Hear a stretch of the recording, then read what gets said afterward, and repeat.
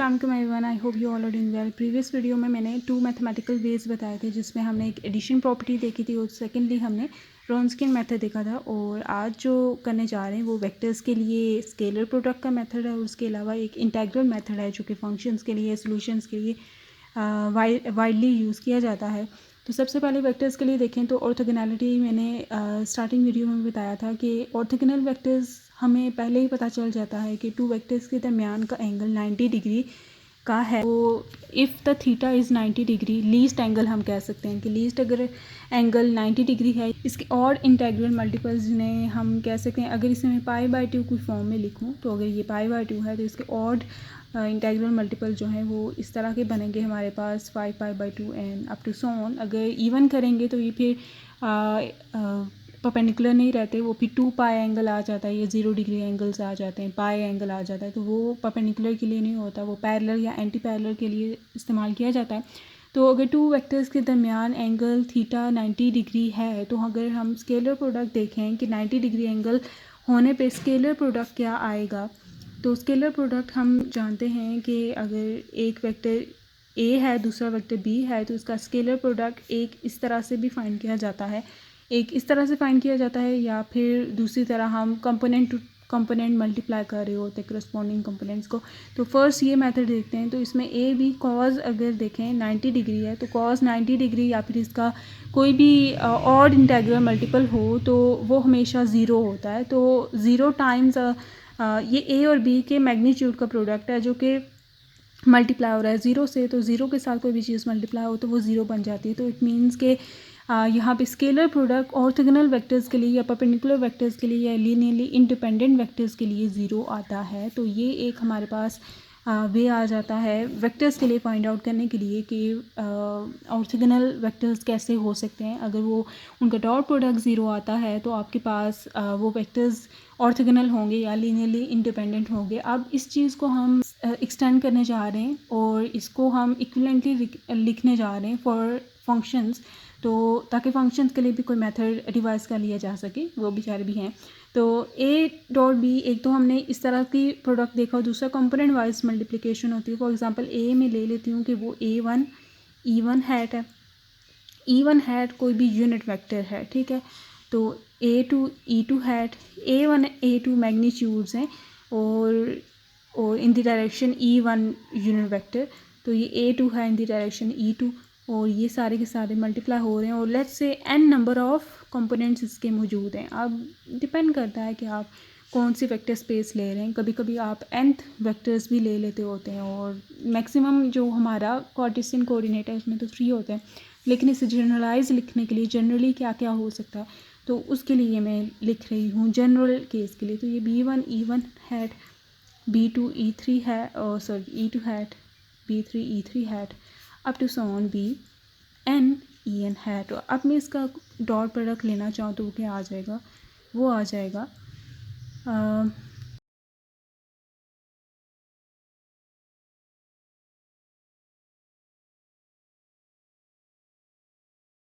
A1 B1। हम जानते हैं कि डॉट प्रोडक्ट में जो सिमिलर यूनिट वेक्टर्स हैं उनके मैग्नीट्यूड जस्ट मल्टीप्लाई हो जाते हैं और ये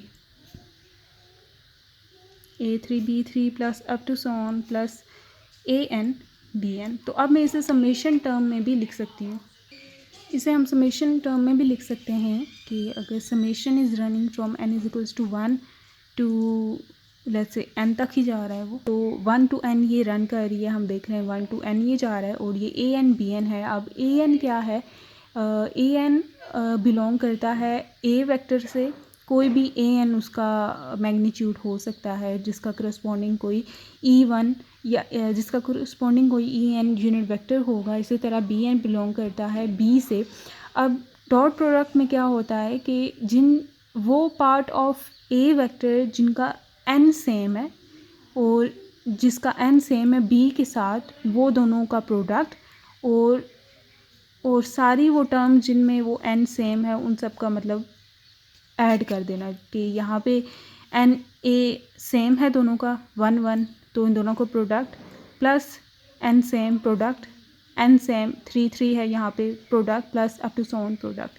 तो इसमें जहाँ जहाँ n सेम है उनके प्रोडक्ट्स और उन सबको ऐड कर देना, यहाँ पे ये चीज़ की गई। ये डिस्क्रीट समेशन है उन कंपोनेंट्स के लिए जो कि वेक्टर से बिलोंग करते हैं। अगर हम इसे इक्विवेलेंटली लिखना चाहें टू फंक्शंस के लिए, f ऑफ x एक फंक्शन है और दूसरा g ऑफ x फंक्शन है, यहाँ पे an है और यहाँ पे bn है, दोनों फंक्शन हैं n के, ठीक है, दोनों n पे डिपेंड कर रहे हैं। यहाँ पे n की जगह x पे डिपेंडेंस है, ठीक है।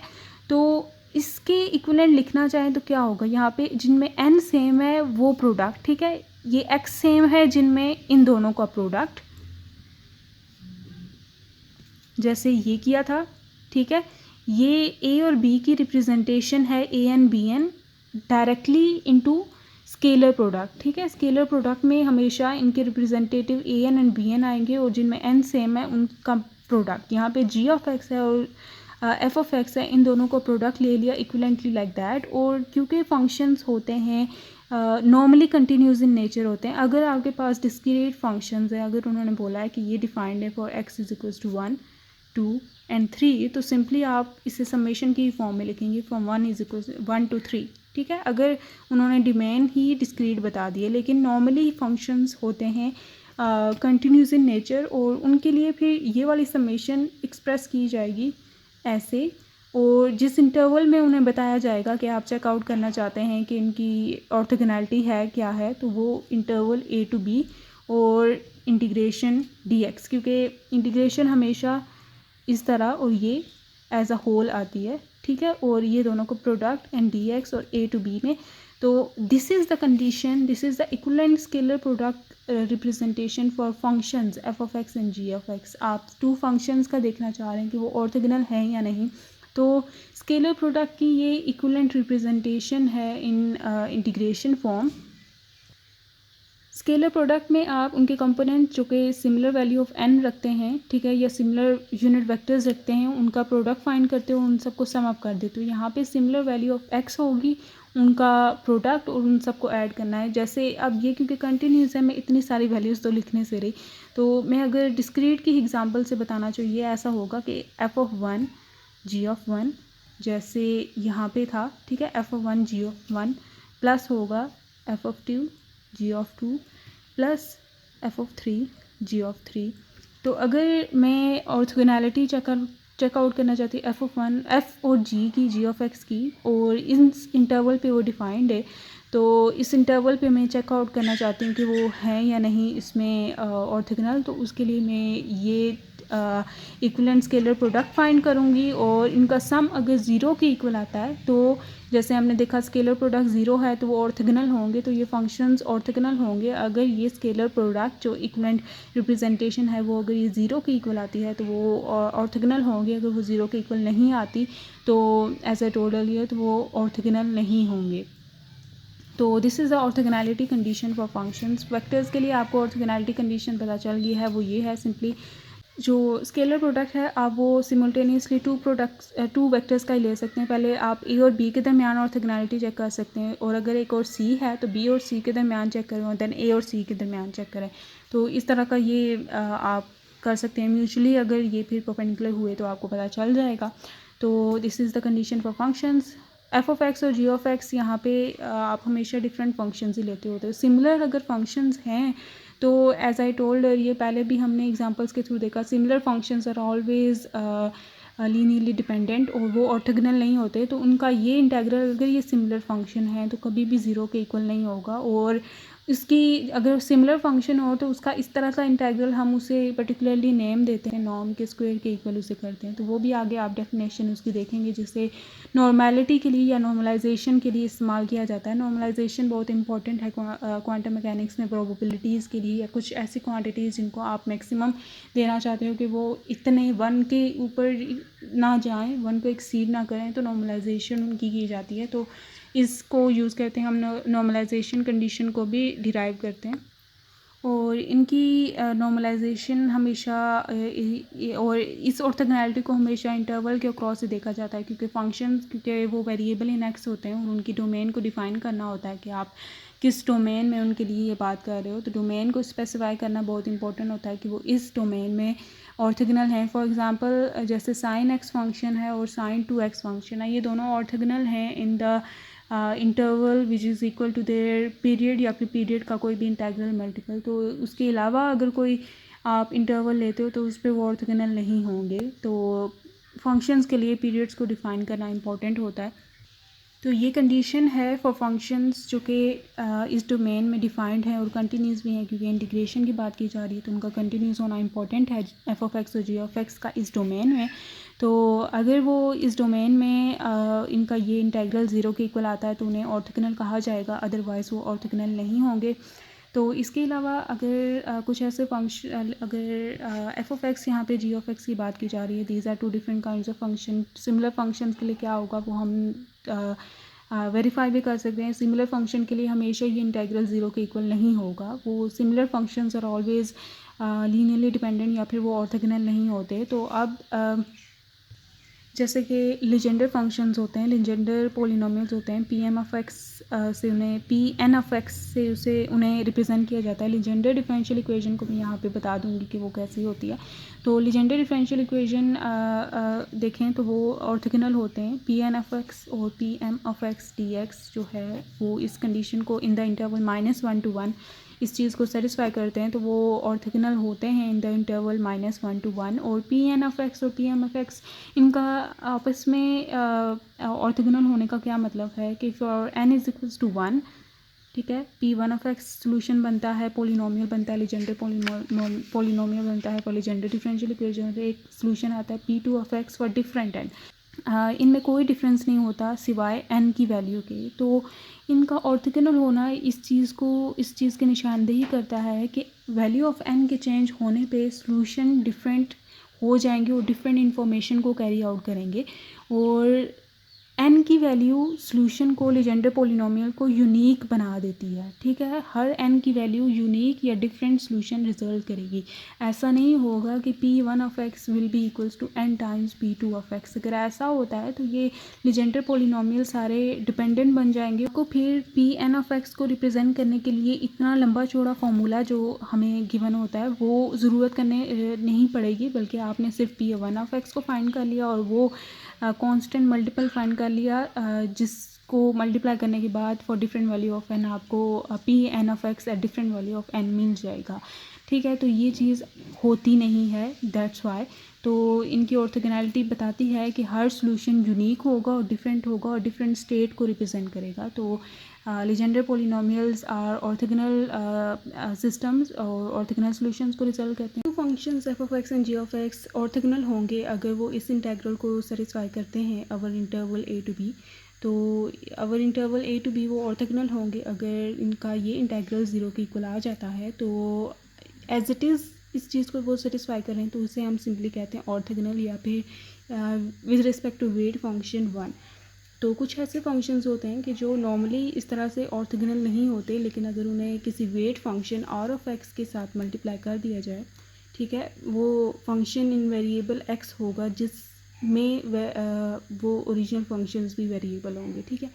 तो अगर इस तरह से ऐसे फंक्शन जो कि नॉर्मली ऑर्थोगोनल नहीं होते, ठीक है, इस तरह से ऑर्थोगोनल नहीं होते, लेकिन अगर उनके साथ कोई function weight function R of X multiply कर दिया जाए तो वो ऑर्थोगोनल बन जाते हैं with respect to that weight function R of X. तो इस तरह की कंडीशन अगर वो सेटिस्फाई कर जाएँ F of X and G of X with respect to that weight function R of X, तो इस ऐसे फंक्शंस को हम कहते हैं कि वो ऑर्थोगोनल हैं with respect to some weight function R of X. तो ऑर्थोगोनैलिटी क्या होती है अगर आर ऑफ एक्स 1 के इक्वल हो कि ऐसे फंक्शन जो कि इस इंटेग्रल को सेटिस्फाई करें उन्हें हम सिंपली कहते हैं कि वो ऑर्थोगोनल हैं। जो इसके अलावा मतलब उनके साथ कोई वेट फंक्शन हमें मल्टीप्लाई करना पड़ जाए टू मेक देम ऑर्थोगोनल, तो ऐसे फंक्शंस को हम कहते हैं कि वो ऑर्थोगोनल हैं with respect to that weight function R of X. For example हमारे पास लिक्विड डिफरेंशियल इक्वेशंस में जो लिक्विड पोलिनोमियल्स आते हैं वो इन एल एम ऑफ एक्स से उन्हें रिप्रेजेंट करते हैं, और अगर उनकी मैं ऑर्थोगोनैलिटी कंडीशन लिखूँ तो वो they are not equal to zero. तो इस डोमेन में उन्हें देखा जाता है लाइक ज़ीरो टू इन्फिनिट में वो डिफाइंड होते हैं। तो इसी में उनकी ऑर्थोगोनैलिटी को चेकआउट किया जाता है कि जिस डोमेन में फंक्शंस या फिर पोलिनोमियल्स डिफाइंड होते हैं उनकी एक्सट्रीम पॉइंट्स जो होते हैं, बाउंड्री पॉइंट्स जो होते हैं, उन पे हम उनकी ऑर्थोगोनैलिटी चेकआउट करते हैं। जैसे पीरियोडिक फंक्शंस होते हैं तो पीरियोडिक फंक्शंस में वो लीस्ट इंटरवल जो कि उस फंक्शन को कम्प्लीटली डिफाइन कर दे वो उसका पीरियड होता है, या पीरियड का कोई इंटीग्रल मल्टीपल। तो इन पीरियड्स और उनके इंटीग्रल मल्टीपल्स पे तमाम पीरियोडिक फंक्शंस ऑर्थोगोनल होते हैं। ये साइन जो फंक्शन है, कोसाइन फंक्शंस है, तो वो हम इनकी डिटेल देखेंगे कि किस तरह से ये मैं बात कर रही हूँ। तो यहाँ पे ये फंक्शन जो है लिक्विड पॉलिनोमियल जो है वो नहीं होते orthogonal with respect to weight function R of X, या सिंपली वो ऑर्थोगोनल नहीं होते, ठीक है। तो अगर उनके साथ मल्टीप्लाई कर दिया जाए ये weight function e to the power minus X, तो वो इस कंडीशन को सेटिस्फाई करते हैं, तो वो ऑर्थोगोनल बन जाते हैं with respect to that weight function e to the power minus X on the interval 0 to infinity. तो ये इनका इंटीग्रल जो है 0 के इक्वल होता है। इस तरह के इंटीग्रल्स वैसे हमें बहुत हेल्प आउट करते हैं जब भी हम सिंप्लीफाई कर रहे होते हैं इक्वेशंस को, तो हमें पता चल जाता है अगर इस तरह की सिचुएशन आ गया उसे डायरेक्टली 0 के इक्वल पुट कर दिया। तो ये कुछ आइडेंटिटीज़ या कुछ शॉर्टकट फार्मूलाज हमारे पास जनरेट हो जाते हैं जिन्हें यूज़ किया जाता है कॉम्प्लेक्स मैथमेटिक्स को सॉल्व आउट करने के लिए। तो लिक्विड पॉलिनोमियल्स बन जाते हैं orthogonal with respect to that weight function e to the power minus X. इस तरह की सिचुएशंस वैसे ज़्यादा अकर होती हैं कि जिनमें आपके पास सिमिलर काइंड्स ऑफ फंक्शन होते हैं which are just differing by some constant number m या n, कोई जनरल नंबर जिनमें इन्वॉल्व होता है, और हम देख रहे होते हैं let's say L1 of x और L2 ऑफ x एक दूसरे के ऑर्थोगोनल हैं या नहीं ऑन दैट इंटरवल। तो इस चीज़ को चेक आउट करने के लिए ऐसे फंक्शंस, फॉर एग्जांपल आपके पास Ln ऑफ x 2n+1 था और Lm ऑफ x क्या हो जाएगा 2m+1 होगा, और ये दोनों में n और m का डिफरेंस है सिर्फ, लाइक ये टोटली डिफरेंट फंक्शंस नहीं है। लाइक आपके पास g of x let's say x है और g f ऑफ x आपके पास x² + 1 है। These are totally different functions, लेकिन ये सिमिलर काइंड्स ऑफ फंक्शन है, लेकिन दे आर डिफरेंट इन अ वे कि इनमें n की वैल्यू डिफरेंट होती है। एक में 1 है फॉर एग्जांपल, एक में 2 होगी। इसमें हम ये भी आपने क्योंकि जाना हुआ है कि जब आप ऑर्थोगोनैलिटी को चेकआउट करते हैं, इससे पहले हमने इस चीज़ को भी प्रूव किया था कि आप सिमिलर काइंड्स ऑफ फंक्शन के दरमियान नहीं देख रहे होते। सिमिलर काइंड्स ऑफ फंक्शन हमेशा डिपेंडेंट होते हैं या ऑर्थोगोनल नहीं होते। तो यहाँ पे n is not equal to m की कंडीशन लगती है कि यहाँ पे अगर 1 है तो यहाँ पे 2 होगा।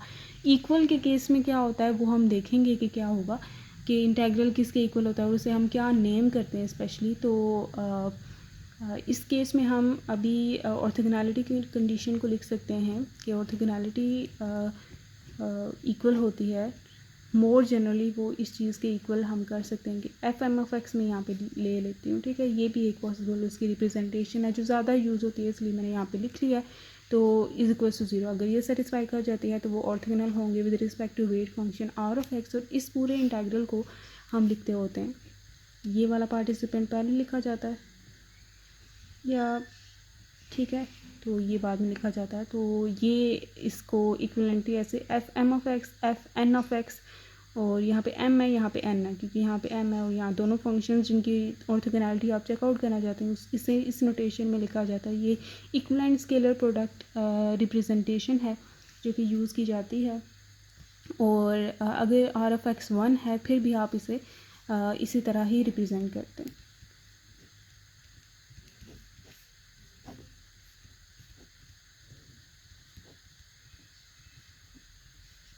तो अगर वो ऑर्थोगोनल हैं तो वो इक्वल टू 0 आ जाएंगे। तो दोनों में रिप्रेजेंटेशन सेम ही होती है। तो ये ऑर्थोगोनैलिटी कंडीशन थी जिसे हमने अभी चेकआउट किया कि ऑर्थोगोनैलिटी सिंपली होती है कि अगर वेट फंक्शन 1 हो, ठीक है, तो उसे हम सिंपली ऑर्थोगोनल कह देते होते हैं। लेकिन अगर कोई वेट फंक्शन 1 के अलावा कोई और हो तो हमें उसे मेंशन करना होता है कि ये ऑर्थोगोनल है with respect to that weight function. इसमें आप रिप्लेस कर सकते हैं f of x g of x यहाँ पे लिख सकते हैं या कुछ भी सिचुएशन कर सकती हैं, बस दोनों फंक्शंस डिफरेंट होने चाहिए। क्योंकि अगर फंक्शन सिमिलर हो गए तो ये इंटीग्रल हमेशा फॉर श्योर हमें श्योरिटी से पता है कि ये 0 के इक्वल नहीं आता, ये कुछ और क्वांटिटीज़ के नतीजे में आती है। तो हम अभी वो केस देखते हैं कि अगर दोनों इक्वल हो जाए।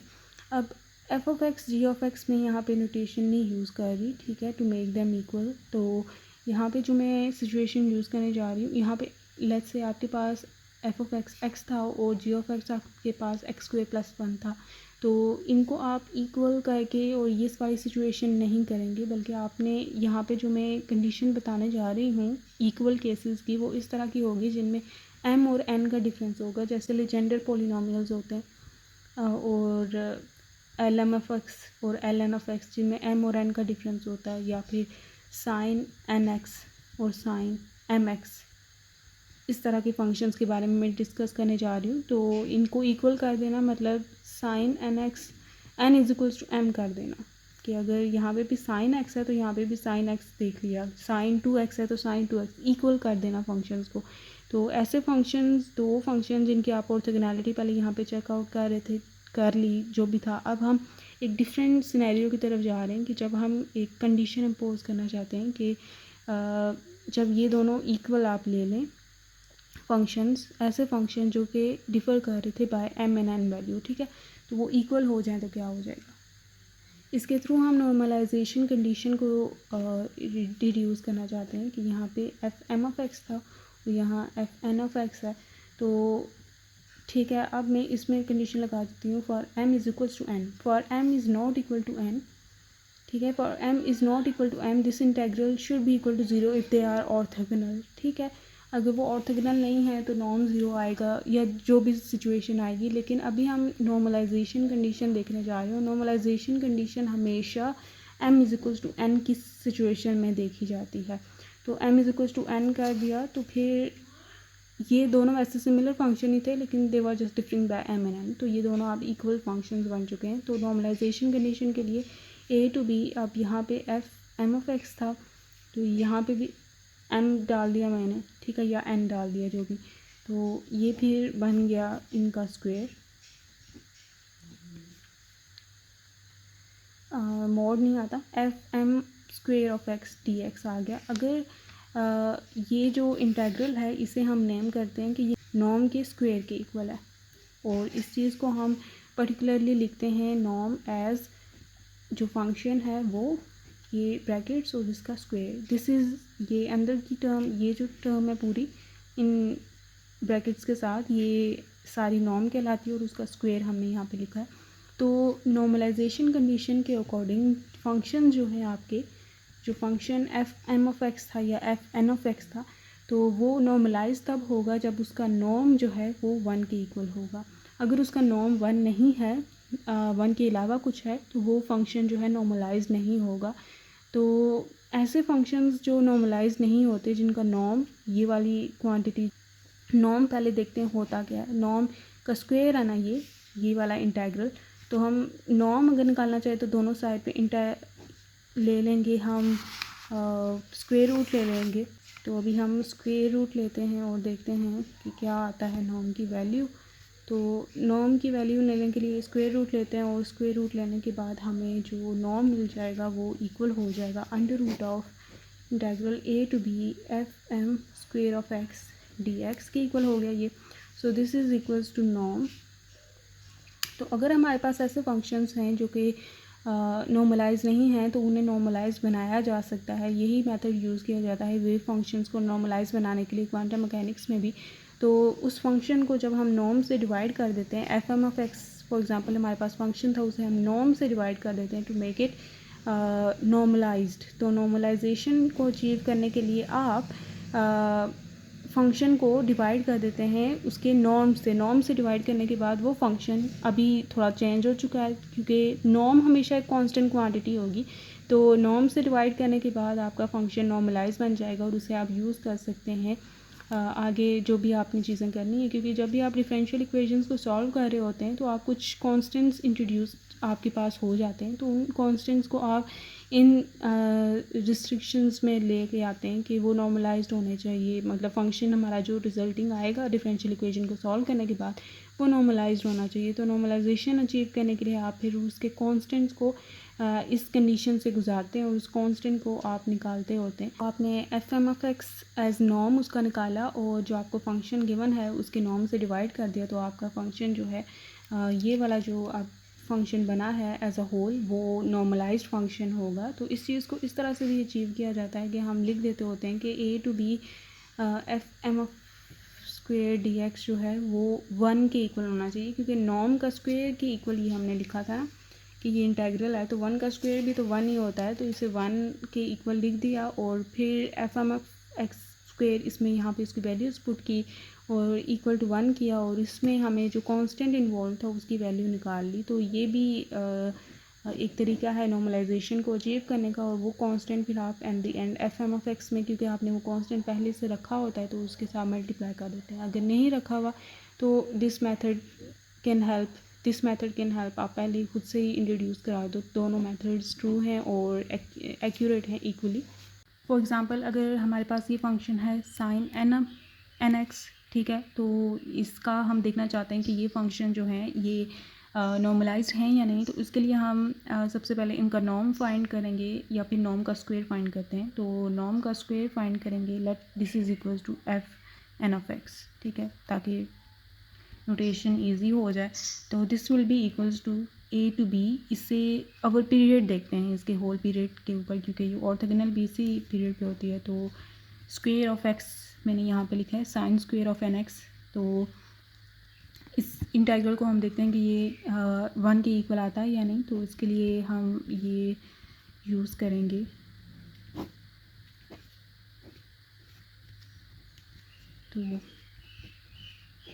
तो this is equals to X, और ये sign 2n x divided by 2n होगा, और ये 0 to 2 पाई रन करेगा, और 1/2 ये 2 pi minus 0 minus 1/2 N sine 2 into 2 pi n minus sine 0। So ये पाई कैंसिल, ये 2 कैंसिल हो गया, तो यहाँ पे पाई बच गया 1/2 n। और हम जानते हैं कि 2 पाई का कोई भी इंटीग्रल मल्टीपल हो उस पर साइन जो है 0 ही होता है। तो ये 0 माइनस 0 हो गया, तो ये टर्म सारी 0 हो गई, और यहाँ पे पाई बच गया। तो अभी हमें पता चल रहा है कि इसका अगर नॉर्म भी फाइंड किया जाए तो इसका नॉर्म आता है F M of X N of X का स्क्वायर था, तो दोनों तरफ अंडर रूट लिया जाएगा, तो ये अंडर रूट पाई आया, तो उसका नॉर्म अंडर रूट पाई आया, तो it means it is not normalize. तो इसे नॉर्मलाइज करने के लिए क्या किया जाएगा कि हम जो फंक्शन अब लेंगे एफ एम ऑफ एक्स या एफ एन ऑफ एक्स, उसे नॉर्मलाइज बनाने के लिए हम उस फंक्शन को डिवाइड कर देंगे बाई इट्स नॉर्म। तो ये अंडर रूट पाई, ये फंक्शन जो है अब ये नॉर्मलाइज फंक्शन बन चुका है। तो इससे हम एन की वैल्यूज़ पुट कर सकते हैं, like sine N of X under root pi, sine 2x under root pi. तो ये सारी जो सीरीज़ हैं अब ये नॉर्मलाइज्ड सीरीज़ बन चुकी हैं, नॉर्मलाइज्ड ट्रिग्नोमेट्रिक साइन फंक्शन की सीरीज़ बन चुकी हैं। तो इस तरह हम किसी भी फंक्शन को जो कि पहले नॉर्मलाइज नहीं था उसे नॉर्मलाइज बना सकते हैं by dividing them with their norm. तो यही मेथड यूज़ किया जाता है वेव फंक्शंस के केस में। उनको नॉर्मलाइज बनाने के लिए नॉर्मलाइजेशन उनमें भी ऐसे ही परफॉर्म की जाती है, उन्हें वेव फंक्शंस को नॉर्मलाइज बनाने के लिए। फंक्शंस ऑर्थोगोनल तब होते हैं जब ये वाला इंटीग्रल, ठीक है, G of X T X is equals to 0 हो, या फिर इस तरह का फंक्शन 0 के इक्वल हो। ऑर्थोगोनल वो तब होगा जब यहाँ पे आर ऑफ एक्स 1 होगा, ठीक है, और orthogonal with respect to weight function R of X होगा अगर वो इस सिचुएशन को सेटिस्फाई करता है, और ऑर्थोगोनल सिंपली तब होगा जब इस सिचुएशन को सेटिस्फाई करे with R of X is equals to 1। तो ऑर्थोगोनैलिटी होती है R of X is equals to 1 लेते हुए अगर ये इंटीग्रल सेटिस्फाई कर जाए तो वो ऑर्थोगोनल होगा, वरना 1 के अलावा किसी और आर ऑफ एक्स पे अगर वो इस इंटीग्रल को सेटिस्फाई कर जाता है तो हम उसे कहते हैं कि वो ऑर्थोगोनल है with respect to that weight function R of X. और इसमें एफ ऑफ एक्स और जी ऑफ एक्स सिमिलर भी हो सकते हैं, सिमिलर होंगे तो कोई नॉन ज़ीरो वैल्यू आ जाएगी तो आपको प्रूफ हो जाएगा अगर आपको दिल है ये फाइंड करने का। तो इसमें ये आप m is not equal to n के लिए देखेंगे, ऑब्वियस सी बात है इक्वल होंगे तो वो हमेशा नॉन ज़ीरो ही होगा। और नॉर्मलाइजेशन कंडीशन के लिए आप वेट फंक्शन को नहीं इन्वॉल्व करते, नॉर्मलाइजेशन कंडीशन में वेट फंक्शन की ज़रूरत ही नहीं होती।